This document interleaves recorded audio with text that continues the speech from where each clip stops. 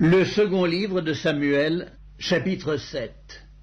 Lorsque le roi habita dans sa maison et que l'Éternel lui eut donné du repos, après l'avoir délivré de tous les ennemis qui l'entouraient, il dit à Nathan le prophète, « Vois donc, j'habite dans une maison de cèdre et l'arche de Dieu habite au milieu d'une tente. » Nathan répondit au roi, « Va, fais tout ce que tu as dans le cœur, car l'Éternel est avec toi. » La nuit suivante, la parole de l'Éternel fut adressée à Nathan. « Va dire à mon serviteur David, ainsi parle l'Éternel, est-ce toi qui me bâtirais une maison pour que j'en fasse ma demeure?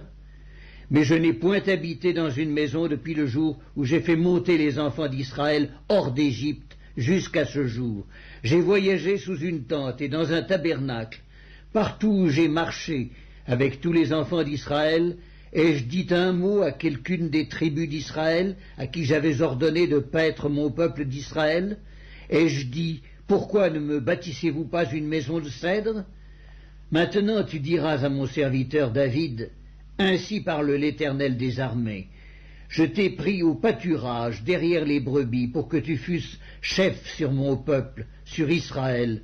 J'ai été avec toi partout où tu as marché. J'ai exterminé tous tes ennemis devant toi, et j'ai rendu ton nom grand comme le nom des grands qui sont sur la terre.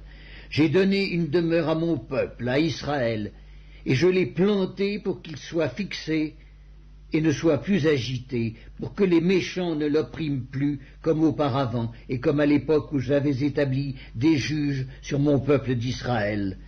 Je t'ai accordé du repos en te délivrant de tous tes ennemis, et l'Éternel t'annonce qu'il te créera une maison. Quand tes jours seront accomplis et que tu seras couché avec tes pères, j'élèverai ta postérité après toi, celui qui sera sorti de tes entrailles, et j'affermirai son règne. Ce sera lui qui bâtira une maison à mon nom, et j'affermirai pour toujours le trône de son royaume. Je serai pour lui un père, et il sera pour moi un fils. S'il fait le mal, je le châtierai avec la verge des hommes, et avec les coups des enfants des hommes. Mais ma grâce ne se retirera point de lui, comme je l'ai retiré de Saül, que j'ai rejeté devant toi. Ta maison et ton règne seront pour toujours assurés, ton trône sera pour toujours affermi. » Nathan rapporta à David toutes ces paroles et toute cette vision. Et le roi David alla se présenter devant l'Éternel et il dit, « Qui suis-je, Seigneur éternel, et quelle est ma maison pour que tu m'aies fait parvenir où je suis? C'est encore peu de choses à tes yeux, Seigneur éternel. Tu parles aussi de la maison de ton serviteur pour les temps à venir, et tu daignes instruire un homme de ces choses. Seigneur éternel, que pourrait te dire de plus David? Tu connais ton serviteur, Seigneur éternel. À cause de ta parole et selon ton cœur, tu as fait toutes ces grandes choses pour les révéler à ton serviteur.